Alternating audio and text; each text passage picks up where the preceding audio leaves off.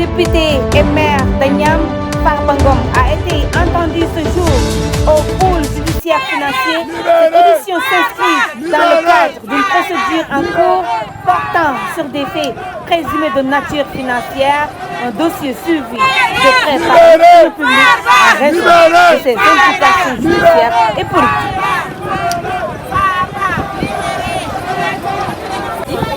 C'est Eva Conté, le coordinateur du collectif de soutien de Farba Ngom en France et de l'ensemble de la politique au Sénégal. Je suis là aujourd'hui pour soutenir l'honorable député maire des Agnam, qui est maintenu en prison d'une manière vraiment arbitraire. Arbitraire parce que le dossier est vide, arbitraire parce que la justice le maintient en prison pour satisfaire Ousmane Sonko de sa promesse électorale qui disait à Agnam ce sera la dernière fois que Farba Ngom se présente aux élections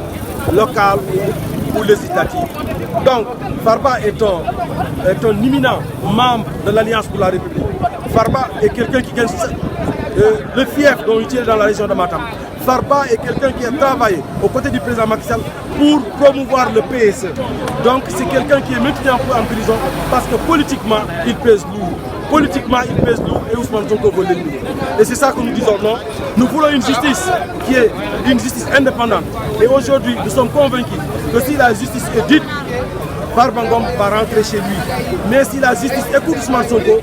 ce sera autre chose. Et vous voyez la détermination qui est là. Les gens sont déterminés à faire face à ce régime la manière la plus démocratique et la manière la plus responsable. Parce que nous sommes une opposition responsable à l'image de notre leader, le président Macky Sall. Nous voulons la paix, nous voulons la République, nous respectons la République, nous respectons aussi tout ce qui est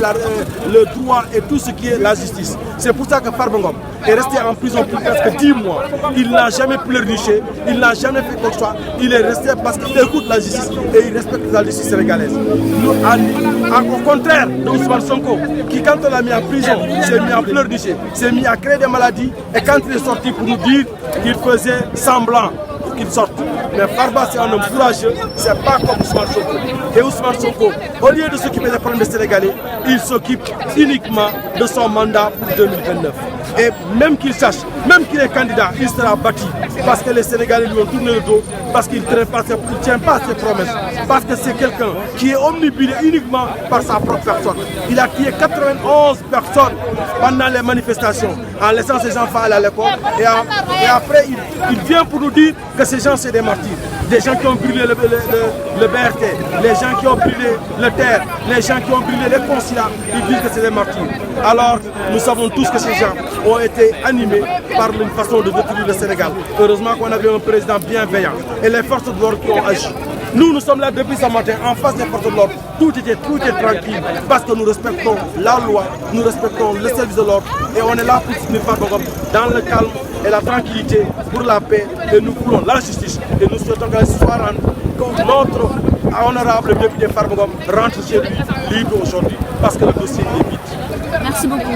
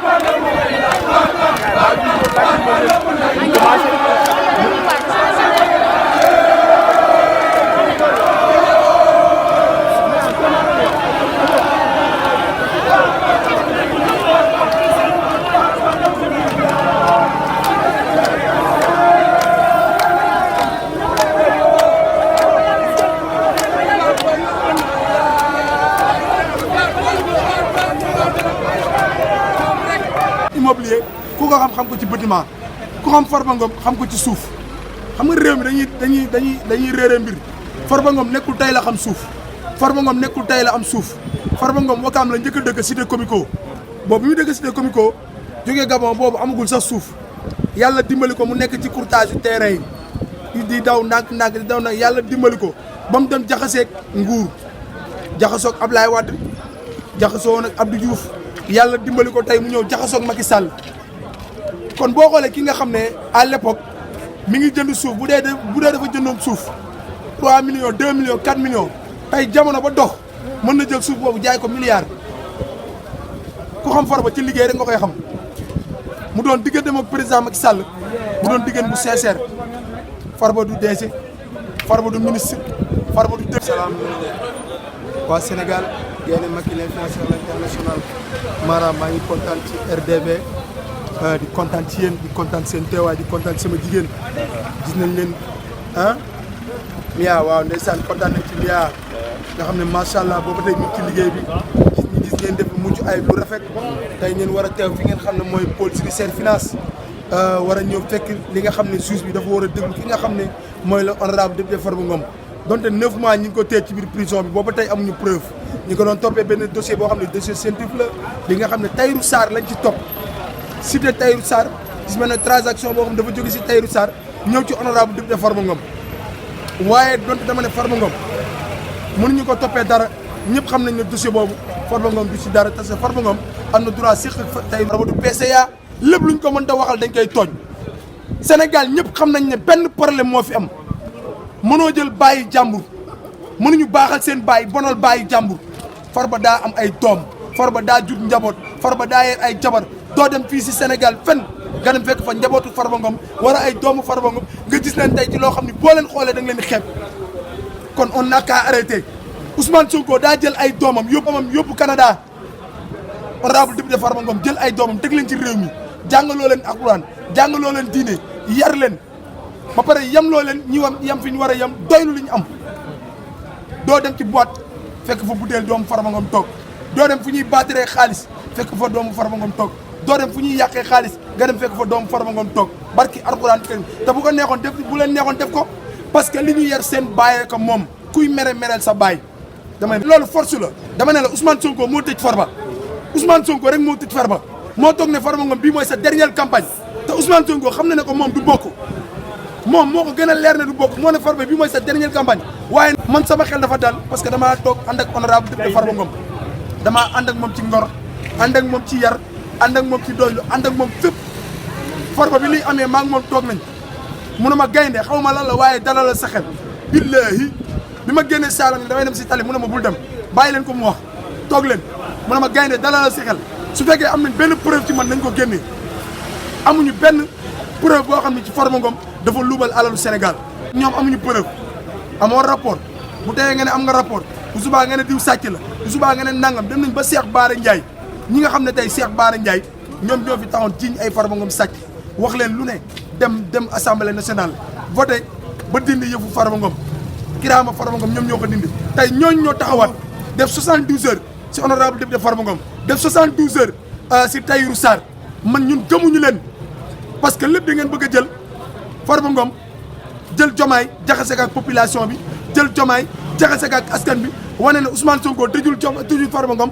Jomaay moo tëj Farba Ngom waaye Ousmane Sonko moo tëj Farba Ngom man maa ko wax déggoo ma de nañu libéré Farba Ngom ñun loolu lañu soxla réew mi bàyyi kenn moomu ko réew mi nday kenn moomu ko ba suñu amee suñu opinion duñ ko wax dama ne suñu titre foncier lañ yor yaruñu titre foncier jàmbur kon luñ bëgg a wax dañ koy wax di wax ne incha allahu rabbi rek yal nañu yàlla dimbali tey ñu libéré la honorable député Farba Ngom ñu ànd ak moom parce que njabootam soxla nañ ko askanam soxla nañ ko jàmbaar la yàlla guddal fanam tey li am tey dama ne na ngeen ko seedaan bi Sénégal sasoo ba tey bi état sasoo ba tey yéen a ngi gis ambulance ku mës a andi si justice ambulance bi Farba Ngom andi ambulance bu bees tax lañ dajji ambulance bi musul daw ñu dugal ci honorable député Farba Ngom fii tey ñaata auto semi ñoo fi taxaw ñaata auto semi ñoo fi barricadé ñaata policier ñoo fi monté tey ngir benn jëmm kon ñi xam ne président Bassirou Diakhar Diomaye Faye yaa ngi pale ba di seetaan libéral doomu jàmbur nga woote jolog Sénégal réew mi am jàmm buñ demee bay dundee cigarette buñ demee bay dundee xaalisu sàngara buñ demee bay dundee xaalisu carte xaalis nga xam ne Sénégal xaalis lewatu fi déggoo ma de. jaaykatu téléphone yi. dama jaaxle waaye. maa ngi tudd Fadel bu Massaly Massaly yónniwu ma yabalu ma maa fi ñëwal sama bopp sama conviction laa fi ñëwee ndax dama ñëw soutenir Farba Ngom ndax ñun yàgg nañ nekk ci APR ndax Farba Ngom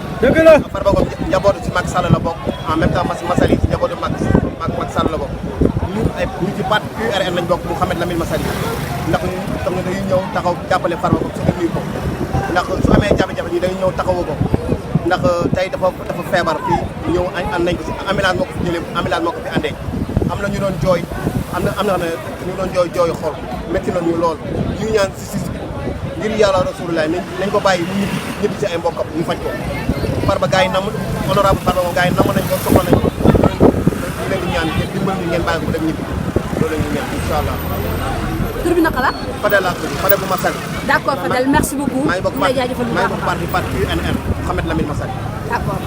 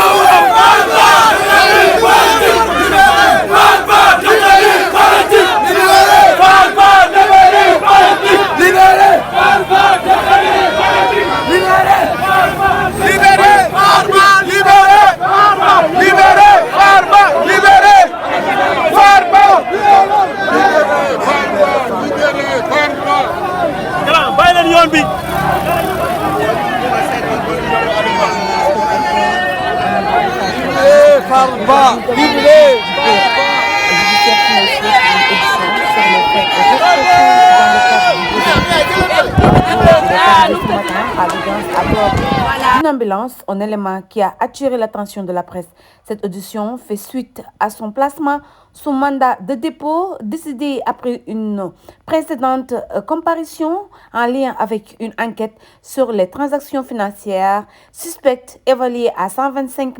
milliards de francs CFA. Farba Ngom, député et maire d'Agnam, est poursuivi par le pôle judiciaire financier, l'organe spécial dans la lutte contre la criminalité économique et financière. Il est accusé notamment de blanchiment de capitaux, escroquerie sur deniers publics et association de malfaiteurs, des charges qu'il nie fermement via sa défense. keroog bañ ko yóbboo pôle financier la waa Agnam yuuxu ndax social moo ci ñu mën jox lu baax moo ci mën déggoo waa goxam ñëpp dañoo daw si ndax honorable député Farba Ngom li may wax dama koy waxaat 93 Abdou Diouf a nekkoon ci nguur gi ci la honorable député njëkk a téye million ci la feete milliardam kon kooku xiiful marul raflewul président Macky Sall ba muy dem nguur élection en 2012 Farba Ngom bokkoon na ci ñi ko financé pour mu dem élection kon jàmbaaru boobu noonu garmi boobu noonu tey boo ko wooye pôle financier nga téye ko fi da ngay sonal sa bopp mais ñetti dërëm di fi génnee juróom ñaar di fi génnee ñun kooku lañ koo bëgg lañ koo foog xam lu tax gis nga booy wër bàyyi mënoo koo jàpp da ngay langaamu ci doom te loolu lañ fi gis dama ne la bàyyi leen Farba Ngom mu dem ñibbi këram boo leen bëggee jàpp sàcc da ngeen di seet seen sàcc feneen mais kooku tëdd na démb tey soogaa ñëw lii man maa ko wax man Ndiago bala may man Ndiago président Macky Sall maa wax lii. Libéré Farba! Libéré Farba! Libéré Farba!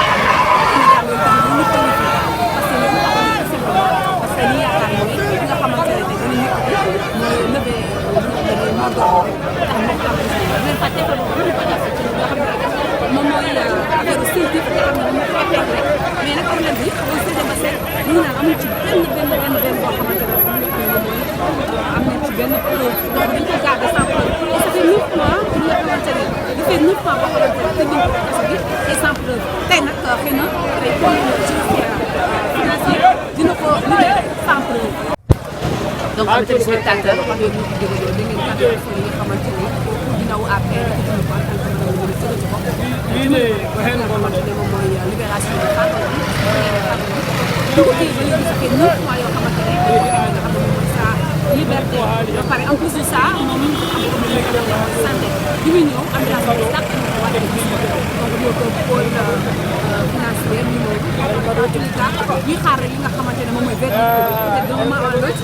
ils vont le faire sortir wax li nga xam ne rek moom la tranché voilà avec les spectateurs pour ñu suivre li nga xam ne mooy l'évolution des choses et on se capte tout à l'heure inchallah.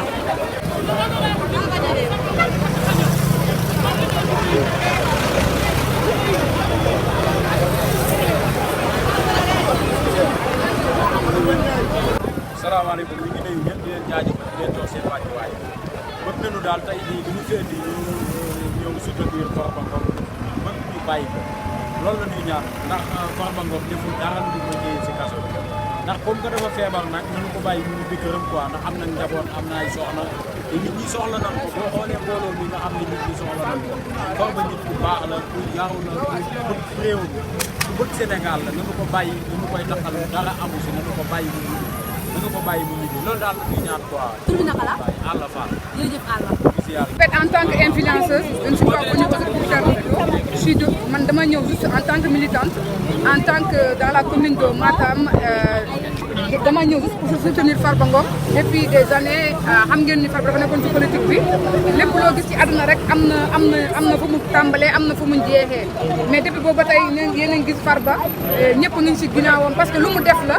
nit ki boo gisee nit ñi topp ci ginnaawam boobu ba tey kenn découragé wul parce que lu mu def la et puis boobu ba tey ñun ñi tamit duñu découragé parce que mbaax rek moo am solo depuis département de Matam ñëpp ñu xam na ni Farba nit ku baax la nit ku déggu la et puis nit koo xamante ne ku social donc dama ñëw fi war a xam ne soutenir ko loolu kese la merci. Libération de Farba! Libération de Farba!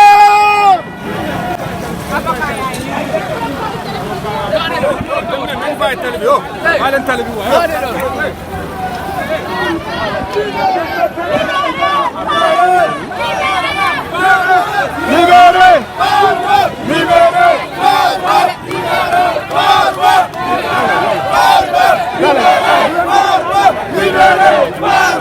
Il avait du mal à respirer difficilement et il a accordé une pause pour prendre ses médicaments. Et malgré tout, il a tenu à être entendu par le juge d'instruction sur les faits qui lui sont reprochés et que ce moment-là, il attendait il y a 10 mois. Parce que depuis le 27 février 2025, il a été inculpé et placé sous mandat de dépôt. Donc c'était vraiment le jour J pour lui, pour qu'il soit mis au courant des faits qui lui sont reprochés, mais pour qu'il apporte aussi les réponses adéquates. Et ces réponses, il les a apportées dans la plus grande sérénité et dans la plus grande transparence. Nous sommes confiants par rapport à la suite de cette affaire, parce que nous estimons que les faits qui sont reprochés à M. Farba Ngom ne sont pas établis. Il n'y a pas de détournement de deniers publics dans ce dossier. Ou en tout cas, aucune question par rapport à un détournement de deniers publics ne lui a été posée, aussi bien par le juge d'instruction que par le procureur. Donc le détournement de deniers publics n'est qu'une infraction chimérique qui a été ajoutée pour continuer à le maintenir en détention. Et son état de santé aussi est assez fragile. Et il se dégrade de jour en jour. Donc il est temps aujourd'hui que Farba puisse recouvrer la liberté. Et nous œuvrons dans ce sens-là en tant que ses conseils. Je vous remercie. Merci. waaw li ñu bëggoon wax rek ci ay adam yu gàtt mooy Farba tey juge bi déglu na ko ñuy wax ne fukki weer a ngi nii biñ ko téye dugal ko kaso tey lañ koy soog a laaj mu koy naqarlu nag ñun tamit ñun ay avocat ñu koy naqarlu waaye li ci am solo mooy biñ ko woowee laaj ko woo nañ ko ci anam yu leer lépp dal ci jàmm ñu laaj ko lañ koy laaj ci jàmm mu tontu ci jàmm lañ ko laaj lépp amul benn laaj biñ ko laaj boo xam ne bi ëndiwul tontu boo xam ne bi tontu bi amul leen luñ ciy teg lañ ko laaj lépp tontu bu leer naañ la ci teg muy wax ne lépp day firndeel ne amul lenn tey loo xam ne bi mën nañ ko gàll ci ndoddam lu war a mën a tax ñu atte ko wala ñu gardewaat ko ci kaso ñuy wax benn dañ noon ne dafa luubal alal boo xam réew mi moo ko moom laaj nañ ko ba mu jeex ñaari waxtu amul benn yoon boo xam ne bi laaj nañ ko alal joo xam daf ko luubal te alal boobu réew mi mu di alal réew mi lan lañ ko laaj kon loolu dañ ko ci génne loolu bokk ci ñuy wax ne it bañ koy laaj lépp tontu ne nag wérgu yaramam néew na tontu na waaye it wax dëgg neex yàlla juge bi it suñu toogee ba ma 30 minutes mu gis ne wérgu yaramam ak yaram wi neexul may na ko mu noppalu may na ko it mu jël ay garabam parce que metti woon na loolu xam ngeen ne wérgu yaramam wàññeeku na bu baax a baax te lépp lu muy gën a toog ci biir kaso bi muy gën a wàññeeku ndaxte fajuwul tey jii moom amul sax sikk sàkk ne que wérul moo tax juge bi di ko may mu doon noppalu waaye loolu teewul it la mu waroon tontu yëpp mu tontu ko ñu jàpp ne ndegam lañ ko laaj lépp indi na ci ay tontu yu leer indi ay firnde yu leer ne lañ koy laaj dara teguwul ci yoon procureur laaj na ko lu mat wax président bi juge bi laaj madame ni ma def dafa metti di ay tontu yu mu tontu waaw su ma defee effort tamit bu jàpp ne que ci yooyu condition jot na nag ndegam laaj nañ ko tontu na tontu yu leer na ñu mën ko bàyyi négandiku mu mën a faju ji ci lépp jaar ci yoon fi ñu nekk ni daal loolu mooy li nga xam bëggoon nañ ko ci wax li ci des li ci kanam rawati ay bët merci. Voilà, c'est monsieur Alou Seydou Ndiaye, maire de la commune de Odebere, par ailleurs coordonnateur du comité pour la résistance populaire, qui est chargé de la lutte pour la libération de Farba Ngom. Avant tout, on remercie la population qui a répondu présent pour cette première entente de l'honorable Farba Ngom. C'est sans savoir que depuis 10 mois, il est détenu. Et c'est la première fois qu'il est auditionné. Là, les questions, d'après l'avocat, ça a été clair. Il n'a jamais été question de détournement. C'est sur d'autres choses et il a répondu clairement. Pour comprendre qu'il était malade, toutes les 10 minutes, on lui donnait la permission de respirer, de s'asseoir pendant 5 minutes. C'est ce qui a engendré la longueur de cette audition. On remercie tout le monde. Là, on est en attente de voir la suite. Farba a répondu à toutes les questions qui lui ont été posées. Et aujourd'hui, on est en attente. Merci.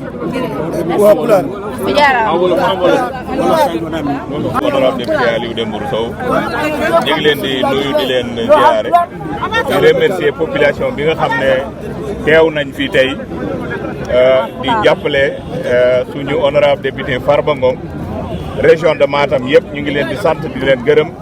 di gërëm aussi waa Sénégal yëpp parce que mbir mi du mbirum région de Matam rek mbirum Sénégal yëpp la lépp loo xam ne injustice la amul benn sénégalais bu ci ànd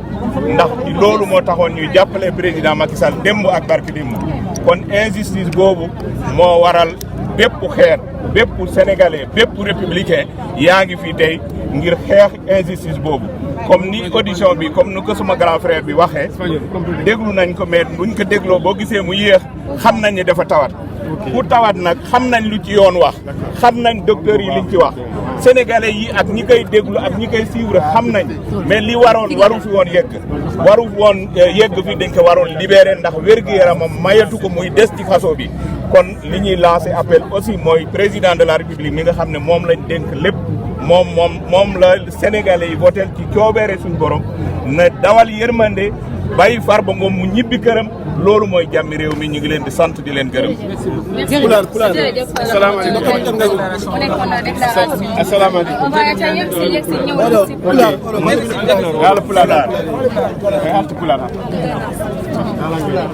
donc bandiraɓe ko yettude Allah tan e yettude bandiraɓe fof yettude région de Matam fof no woruno e yettude comité mo ganduɗa ko monsieur le maire ardi ɗum Alseydi Ndiaye e bandiraɓe wonɓe hen foof jeeyaɓe e région de Matam e jeeyaɓe e région ngaji goɗɗi fof par ce que hande leƴƴi ɗin fof kawri ɗo jolfuɓe nan ɗo serraɓe nan ɗo joolaji nan ɗo jaaguji nan ɗo safalɓe nan ɗo fulɓe nan ɗo. Monsieur Aliou Seydou Ndiaye, maire de la commune de Odebere, par ailleurs coordonnateur du comité pour la résistance populaire, qui est chargé de la libération, la lutte pour la libération de Farba Ngom. Avant tout, on remercie la population qui a répondu présent pour cette première entente de l'honorable Farba Ngom. C'est sans savoir que depuis 10 mois, il est détenu. Et c'est la première fois qu'il est auditionné. Là, les questions, d'après l'avocat, ça a été clair. Il n'a jamais été question de détournement. C'est sur d'autres choses et il a répondu clairement. Pour comprendre qu'il était malade, toutes les 10 minutes, on lui donnait la permission de respirer, de s'asseoir pendant 5 minutes. C'est ce qui a engendré la longueur de cette audition. On remercie tout le monde. Là, on est en attente de voir la suite. Farba a répondu à toutes les questions qui lui ont été posées. Et aujourd'hui, on est en attente. Merci. Parce que kala ko ganduɗa yaadani lawol hay goto wawa ɗum jaɓande hay goto ɗum noon ɓamon immini hen hande arde daranade Farba e daranade bandiraɓe en jarnima en mbi président de la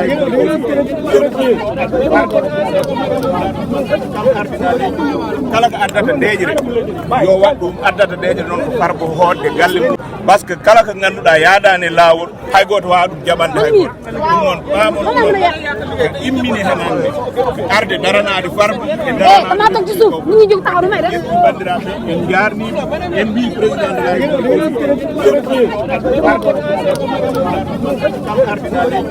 kala ko addata deejre